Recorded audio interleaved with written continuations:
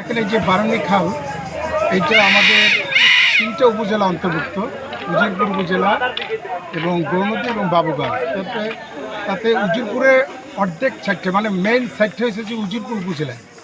এইটা প্রায় 4,000 বছর থেকে আর কি এই যে তীর্থস্থান, এখানে এসে তারা স্নান করেন। এই জায়গাটা অনেক সনাতন ধর্মের অনেক গুরুত্বপূর্ণ এই জায়গাটা। কিন্তু আমাদের বিগত যে ফ্যাসিস্ট সরকার ছিল, তারা 17 বছর থাকা অবস্থায় এই জায়গাটা তারা কোনো কিছুই করতে তারা পারেনি। বরঞ্চ এই জায়গায় বিভিন্ন রকম অকারেন্স হইতো। এবছর আমরা যেহেতু এই সরকার আসার পরে আমরা দায়িত্ব মনে করে আজকের আমরা এই জায়গাটায় আসছি এবং এখানের যারা দূর দূরান্ত থেকে এমনকি ভারতবর্ষ থেকেও এখানে আসেন এই বছরের মাথায় এই দিনটা পালন করার জন্য।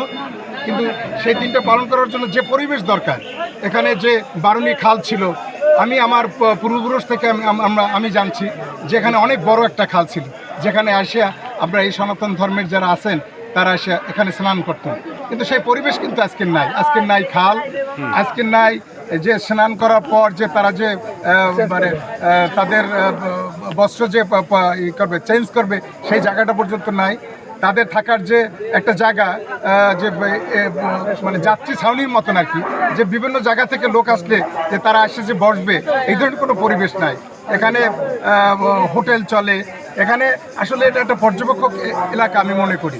কিন্তু এইটা যদি আমাদের যারা এখন দায়িত্বে আছেন, আমাদের যে নেতা সর্বদিনের সান্টু, এখানে এমপি মহোদয়, উনি আসলে এই সনাতন ধর্মের সাথে উনি অনেক আগ থেকে ওনার সাথে একটা ভালো সম্পর্ক, এবং উনি আমাকেও বলছেন যে যাতে এই জায়গাটা দেখে কী কী সমস্যা আছে, সেই সমস্যাগুলো যাতে তাকে আমি তুলে ধরতে পারি আর কি। আপনাদের সাংবাদিক ভাইরা, আপনারা যারা আছেন, আপনাদের সহযোগিতা আমরা কামনা করি, যাতে এটা প্রচারের দরকার আছে, এবং আমি এটা প্লেস করব যাতে আগামী বছর থেকে এখানে আমরা তাদের সুবিধার্থে যাতে আমরা এটা সংস্কার করতে পারি, এই ব্যবস্থাটা আমরা ইনশাল্লাহ আমরা নেব। এই জায়গায় এসে আপনার কেমন লাগছে? আমার খুব ভালো লাগছে যে আসলে তাদের যে ঐক্যবদ্ধ বা তারা যে ধর্মের প্রতি যে তাদের যে একটা আনুগত্য, সেটা দেখে আমার খুব ভালো লাগছে যে না, তারা 4,000 বছর, এটা একটা বিশাল ব্যাপার। এটা কিন্তু 400 বছর না, এটা 4,000 বছর। এটা আমার কাছে খুব ভালো লাগতেছে, এবং তাদের সহযোগিতা করার জন্য আমাদের দরকার যে এই জায়গাটা আমাদের সংস্কার, এবং তাদের যা যা দরকার এগুলো আমাদের এই সরকার থেকে আমরা যাতে করতে পারি, এর জন্য সবাই সহযোগিতা আমি কামনা করি। ধন্যবাদ।